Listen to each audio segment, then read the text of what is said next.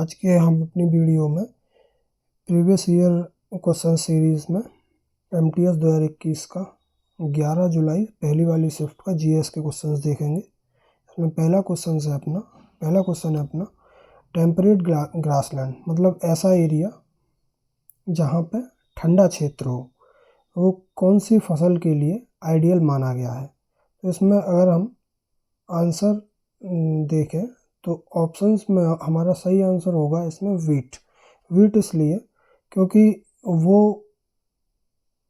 जब तक उसको सर्दी नहीं मिलती है, मतलब एकदम कुछ दिन उसको 10-12 दिन एकदम कड़क वाली सर्दी चाहिए होती है, बाकी के दिन नॉर्मल, लास्ट में उसको पकने के लिए धूप चाहिए होती है।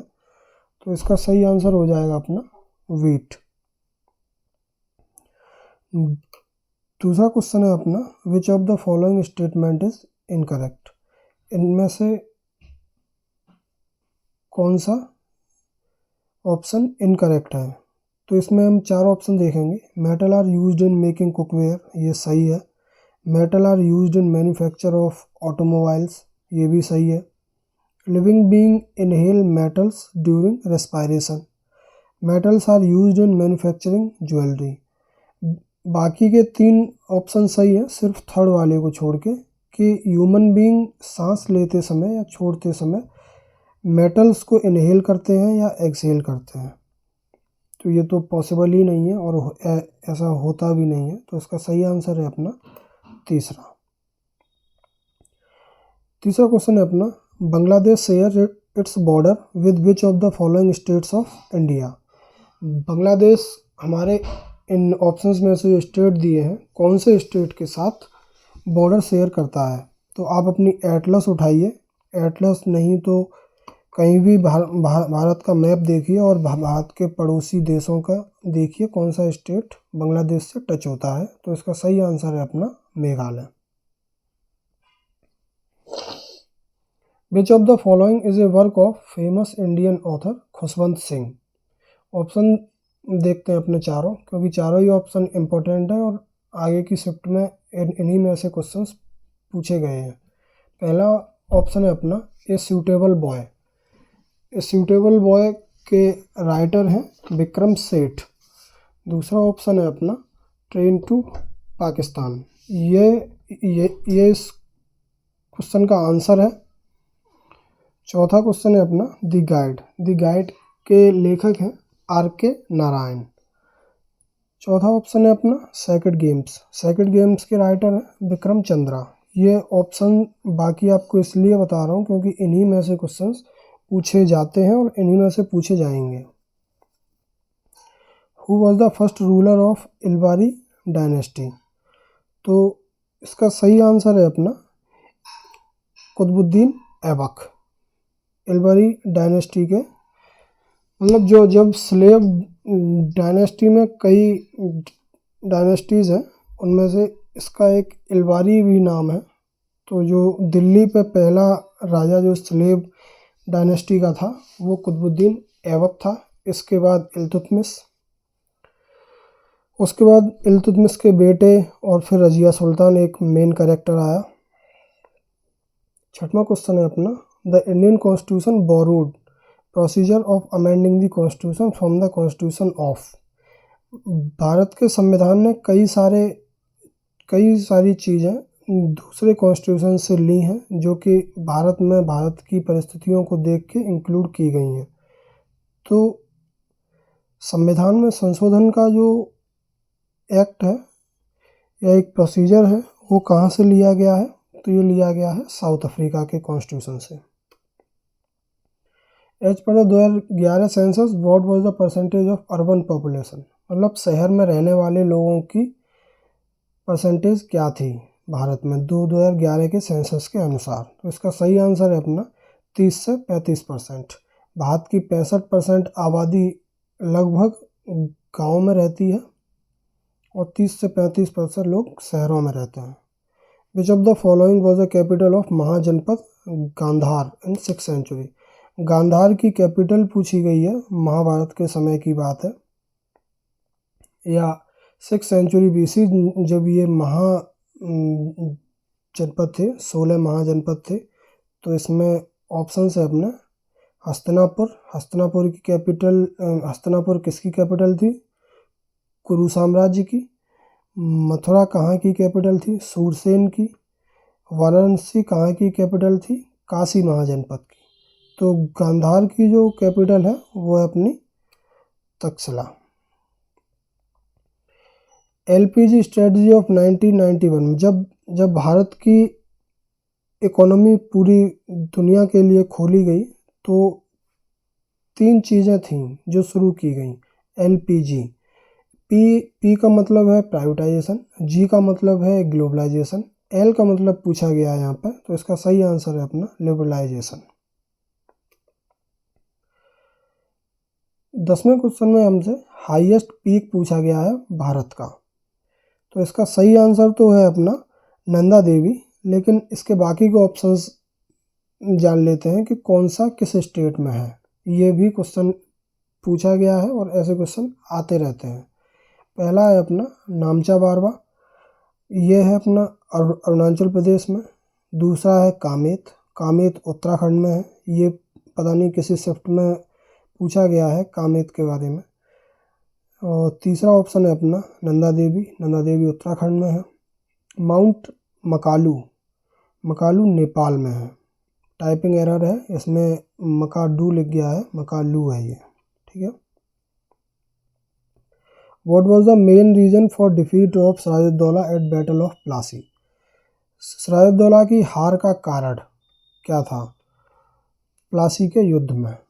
तो इसमें क्या था कि मीर जाफ़र जो था वो उसने धोखेबाजी कर दी थी सिराजुद्दौला के साथ, वो अंग्रेज़ों के साथ मिल गया था।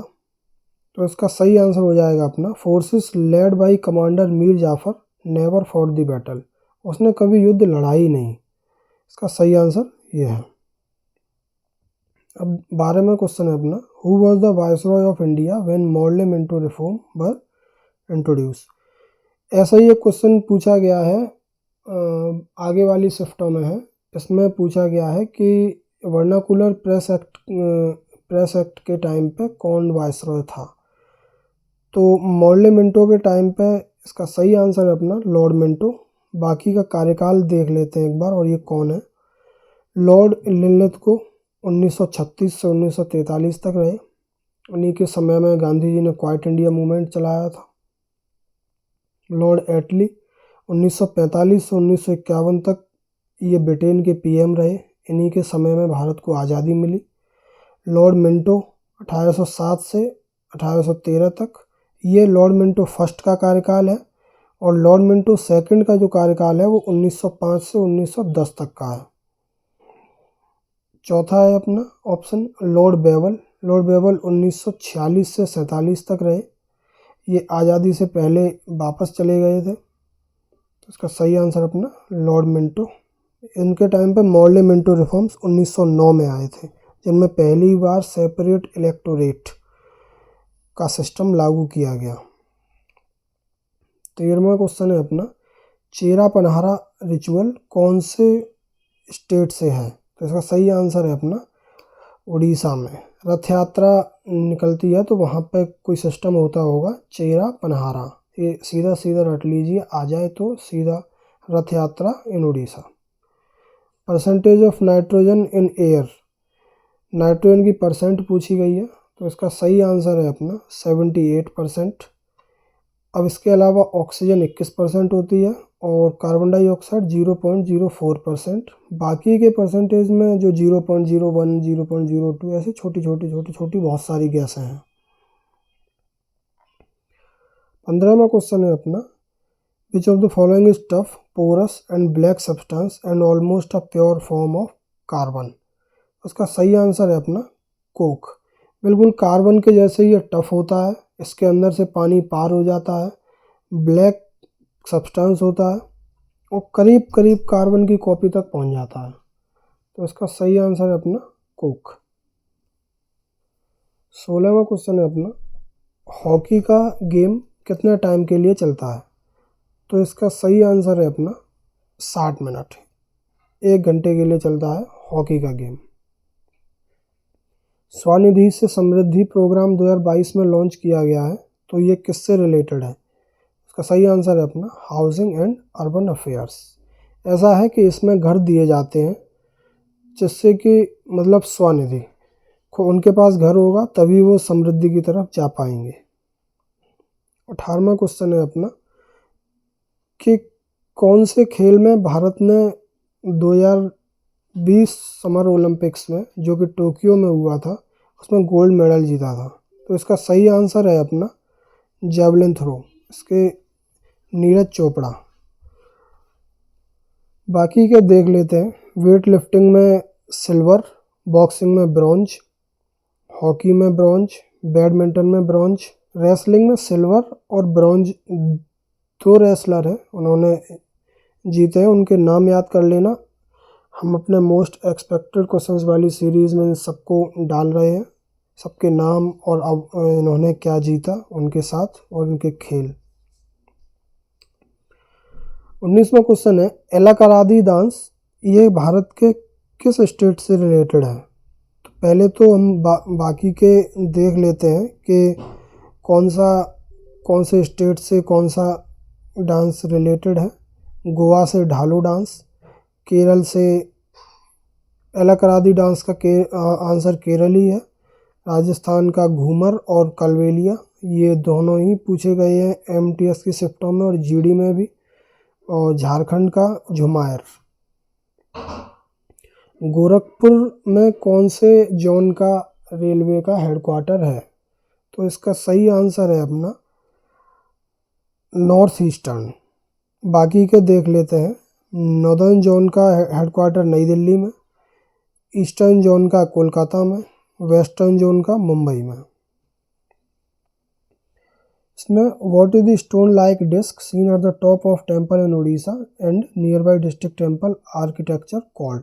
अब उड़ीसा में जो टेम्पल बनते हैं वो कलिंगा स्टाइल या ईस्टर्न स्टाइल में बनते हैं। तो सबसे ऊपर जाके एक गोल सी प्लेट टाइप की रखी होती है, तो उसको क्या बोला जाता है? उसको बोला जाता है आमलक। आमलक मतलब एक कलश टाइप का होता है, उसके नीचे एक डिस्क टाइप की रखी होती है, सीडी डिस्क जो होती है ना, एकदम गोल प्लेट जैसी, उसको बोलते हैं आमलक। को फाउंडर ऑफ दर्पण अकेडमी ऑफ परफॉर्मिंग आर्ट्स, इनके फाउंडर का नाम पूछा गया है, को फाउंडर। तो इसका सही आंसर है अपना मृणालिनी साराभाई। ये विक्रम साराभाई जो कि भारत के साइंटिस्ट थे, उनकी वाइफ थी। 23वां क्वेश्चन है अपना अबॉलिशन ऑफ टाइटल्स। ये क्वेश्चन इतनी बार रिपीट हो गया है, शायद चौथी बार रिपीट हुआ है ये एमटीएस में। तो पहले हम बाकी के जो ऑप्शंस दिए हैं उनके आर्टिकल देख लेते हैं। कल्चरल एंड एजुकेशनल राइट किस में आते हैं? आर्टिकल 29-30 में। राइट अगेंस्ट एक्सप्लॉयटेशन किस में आता है? आर्टिकल 23-24 में। राइट टू फ्रीडम किस में है? आर्टिकल 19 में। राइट टू इक्वलिटी किस में है? 14 से 18 में। तो जो अबॉलिशन ऑफ आर्टिकल्स है ये आर्टिकल 18 में है, जो कि राइट टू इक्वलिटी के अंडर आता है। तो उसका सही आंसर क्या हो जाएगा अपना राइट टू इक्वलिटी। तो ये थे अपने कुछ 23 क्वेश्चंस जो पूछे गए थे। इम्पोर्टेंट क्वेश्चन है, बार बार प्रीवियस ईयर का ही रिवीजन करके जाओगे